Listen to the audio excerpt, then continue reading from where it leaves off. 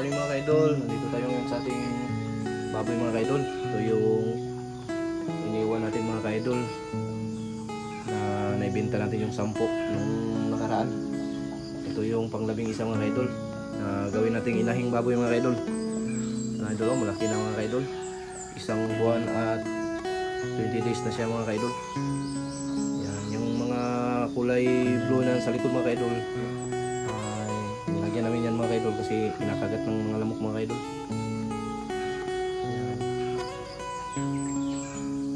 Dito naman mga ka-idol, ito naman yung buntis na anay natin mga ka-idol.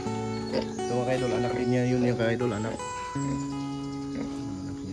Tapos ito buntis na naman ito mga ka-idol.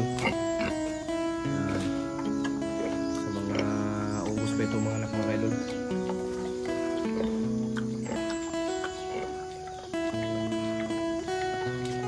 Bago lang namin itong pinagawa mga ka-idol.